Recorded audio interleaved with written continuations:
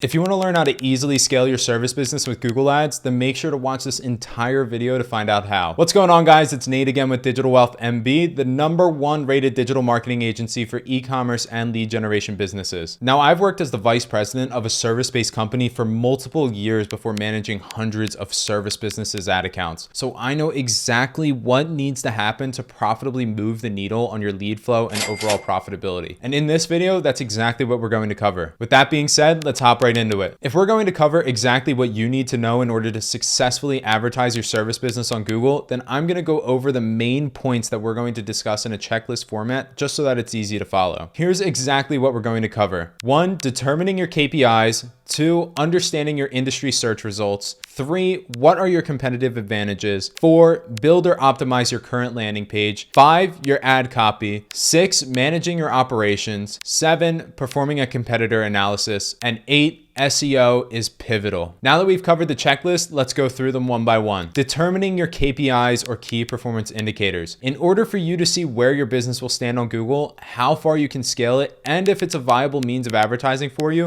you'll need to gather your business's KPIs and reverse engineer them with Google later down the line. For now, let's go over the most important metrics. 1, your average ticket size. What are the average earnings that you get from each sale? If you do have different services that you advertise and you're looking to advertise them separately on Google, then you're going to need to list out the average ticket size of each service. 2, your average gross margin. What is the average gross margin from each sale? This is going to help you calculate how much profit you have left to consider for advertising while maintaining healthy net margins. 3, website conversion rate. What's your website conversion rate to acquire a lead? If you don't know this, you can integrate Google Analytics very simply with your website and connect lead submissions or calls as a conversion to see what your exact conversion rate is organically or through other advertising channels like Facebook, Google Ads, or more. 4, your cost per lead and current cost per acquired customer. In determining if Google Ads is going to be a good fit for you, you'll also need to determine your average cost per lead and cost per acquisition based on your current advertising channels, including Thumbtack, HomeAdvisor, CraftJack, Facebook,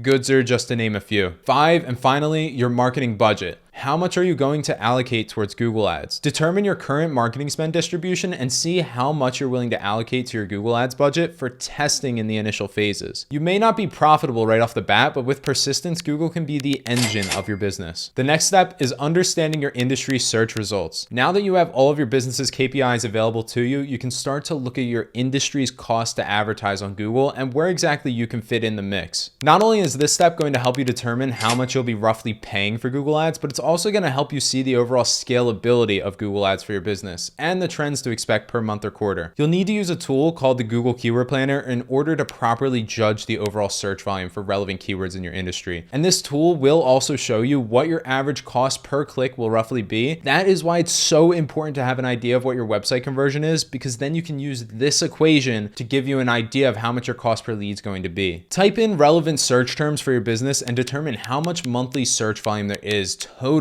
in your industry. Most of the time, Google is underreporting the amount of searches by anywhere between 10 and 50%, so it's good to use the planner as a conservative estimate. After you've determined what the planner says your monthly search volume is, you can use this formula to determine how many clicks you can estimate per day. Use the total monthly impressions and divide it by the overall days in the month, and then multiply it by the average click-through rate of search ads. That'll give you the estimated clicks per day. Now, we're not going to just stop there. Let's get an idea of how many leads you'll get per day and then how much you'll be spending for those leads per day. Google is an internal bidding system, so in order to rank your ads on Google, you need to set a max bid that you're willing to pay per click in your industry. What I tend to start with is adding the low end top of page bid and the high end top of page bid, and then dividing that sum by 1.8. In order to get the estimated number of leads per day, use this formula or the one that was mentioned above. The estimated clicks per day divided by the website conversion rate, and you'll get the average cost per lead. Now that you have the average cost per lead, you can determine how it compares to the cost per lead of your other sources and determine how the cost per acquisition compares. 3, your competitive advantages. How do you stand out from your competition? This is one of the most, if not the most important thing to consider for service-based businesses. Yes, you can follow a very similar model as other businesses in your industry and make 6 figures per month, but you are not going to become a big dog if your competitive advantages are the same as your competition. These competitive advantages really need to stand out and resonate with your ideal audience, and they need to be unique to your business. For example, I'll rattle off a few. 1, provide you a free estimate and get the work done on the same day. 2, full money back guarantee. 3, $200 off if you take longer than an hour or if you miss your window time. 4, offering top tier customer service in every area of your business. Make sure that these advantages are displayed everywhere, on your website, in your ads, and throughout the sales scripts to ensure congruency throughout your entire sales funnel. Now, I want to just pause really quick. I mean it. More than anything in this video, define your company uniques and hone in on them as the foundation of your business. If you want to scale to 8 or 9 figures, you will not do it any other way. 4, build or optimize your current landing page. This may come as a shock to some, but what if I told you you could achieve a conversion rate of between 15 and 30% on your website to lead ratio? It may seem high in relation to what you're currently getting, but I guarantee that if your website landing page is killer and has enough call to actions to sufficiently convert, then it is more than doable. If you want to figure out how to increase the conversion rate significantly of your landing page, check out our other video on conversion rate optimization for lead generation businesses. 5, ad copy. Just like I mentioned in the competitive advantages section, it's going to be important to make sure your ad is as persuasive as possible without it being misleading or incongruent with your website. Include your competitive advantages in a creative, catchy way and make sure that it resonates and remains congruent with the landing page that they're falling on. Also, use multiple types of extensions within your ad copy to grab the attention of your potential customers, such as site link extensions, promotions, call outs,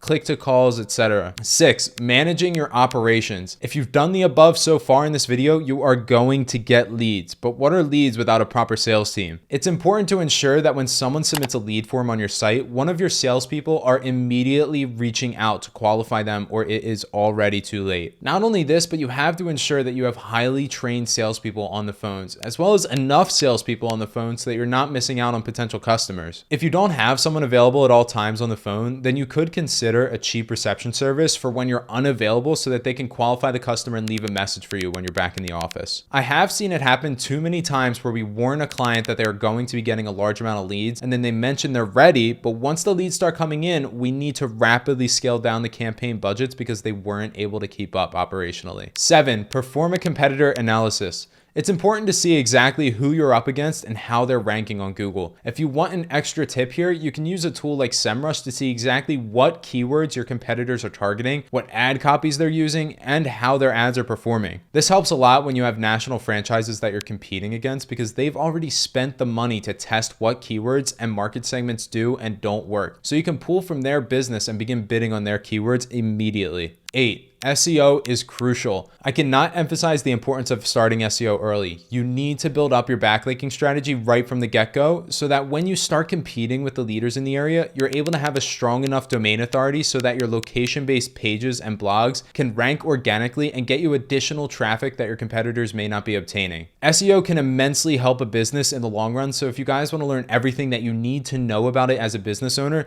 check out our video on SEO and I promise you it will transform your business. All right, guys, that wraps up this video on the things that service businesses need to consider before running Google ads. And as always, if you guys have any questions, feel free to drop a comment below. And if you're liking these types of videos, make sure to like and subscribe so that we can keep pumping out this content, and we'll see you in the next video.